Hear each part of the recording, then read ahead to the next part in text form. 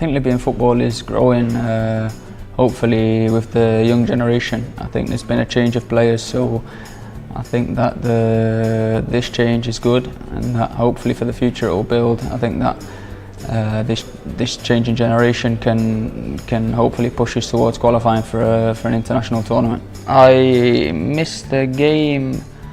The last game I came to was I came to the game in June. The last game I missed because of the birth of my son. So my wife was in hospital, and I had to be close by because there was no one to look after my other children. So at the time I thought it was a family decision that I took with the FA, and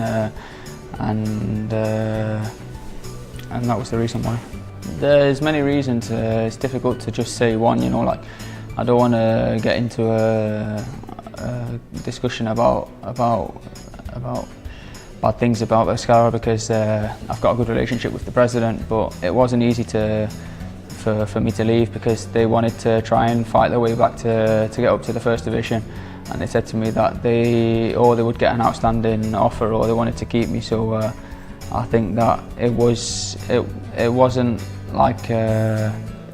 really easy for me to leave, and obviously having a good relationship with the president, he told me straight, and as I've got a contract with Bískára, there wasn't really much in my power that I could do. I think many players, I think the biggest thing is discipline. I think many players maybe from lack of experience or lack of game time or playing at the international level have maybe got a lack of discipline, or maybe been taught in the wrong way to when they need to go forward, when they need to defend, when they need to play as a team, eating right, being as a team, because I think the important factors like this maybe pushes an average team into a good team and a good team into an excellent team. So I think that's the thing that matters at the moment. That's what I said before. You know, like I think the biggest difference is the discipline, because I don't think Libyan players are lacking in technique. I think it's just about the way that they're tactically maybe less educated on certain ways, like in terms of how to approach games and the seriousness of being professionals, and not being able to just live a normal life. I think that there's many sacrifices, and I think that's maybe the difference between a player that's playing in Europe and a player that maybe has not been taught that way or has not experienced playing on that. Also the Libyan football, I think that maybe now, because few players are coming into it, it's starting to get a bit more recognition, but because of the lack of players playing outside of Libya in the past, it's not really something that I've spoke about with players outside of Libya. That's what I feel like maybe my answer in the last question was applies to this one as well. I think it's discipline, living the right lifestyle on and off the pitch, listening to maybe people to try and improve, because when you're young you're still not the finished article, and you need to always look to pick up things from everyone. So I think trying to get as much experience as you can and living the right lifestyle, eating, sleeping, training well, the importance of training during the week, and I think these are the things that matter. There's many players that I think are technically very good. There's players obviously playing in European leagues now that are doing quite well, so I think that maybe judging them off the hardest level, you'd have to maybe say a European player, that's someone that's playing in Europe. So maybe Hamdu or maybe Maserati, someone that's playing in a European league and trying to expand their knowledge of the game.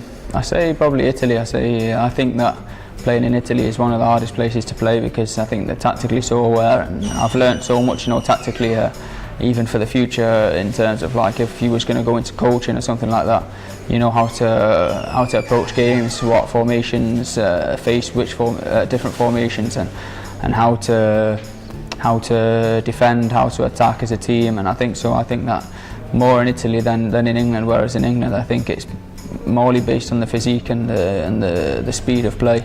I think in Italy it's more of a game of chess, where it's more who's cleverer wins the game. Well, I was born close to the Manchester City ground, so that was the team I followed when I was growing up. But I've never really been like a fanatic fan, you know, like I follow I still like to watch football. I like to watch I follow the important games, you know, like the Champions League I like to watch, or the World Cup or internationals and stuff like that. I like to watch, really, it depends on the style of teams. At the moment I like to watch Napoli because I think they're the best. Napoli and Manchester City are the best playing teams in Europe, and in terms of playing football that I like. So it's not really one team, it just depends in what style that teams are playing at that moment that I usually follow. You never know what the future holds, you know, like when I was 20 years old, I got married, and then the week after, without knowing, I was living in Italy without having any kind of plan like about where I was going to be. So, like I said, and I thought it was going to be like a short-term thing, and I've been there for 5 years now. So, who knows what the future holds? I don't like to. I'm not the kind of guy, you know, like that stays in a team for 6-7 years or something like that. I like to try and change and see different places and play for different teams and learn things. You know, I've always said, like, when I was younger, I'd like to play in different countries. I've played in Italy for 5 years, so I wouldn't mind playing, like, and changing teams and trying a different experience. But of course, there's many factors to it, so it's not as easy as me wanting to leave and a team taking me. Like we said before, there's many factors that lead to it. Yeah, of course. I'm very, very happy and honoured that the fans have continued to follow. I'm very proud of my Libyan roots, and people always telling me, you know, like that the Libyans are writing on the Facebook, are writing on the social medias, and they're writing letters and stuff like that, supporting me. So it's really, for me, it's a big honour, and I just hope they continue. I think the success maybe has been in terms of sacrifice, and I think believing in myself, never stopping, never giving up, always living a healthy lifestyle, a clean lifestyle, taking football serious, listening to advice. So I don't think it's where you're born, really. I think it's just in terms of what you want to believe, what you want to learn, what you want to do in your life, what you want to play, and how serious you want to take it. About the Libyan food, I always eat Libyan food at home, so there's many dishes that I enjoy. Really like the Libyan cuisine. My wife cooks Libyan food, and my children like it as well. So I think that, on terms of that, I would probably say couscous is probably my favourite dish. And then the famous people. I'm not really a big music person or big watching the Arab films, so I don't really know about the famous people other than the famous sportsmen in the past that have done well for Libya. And my final message for the channel is thank you for giving me the opportunity to speak, and I'm happy to be here.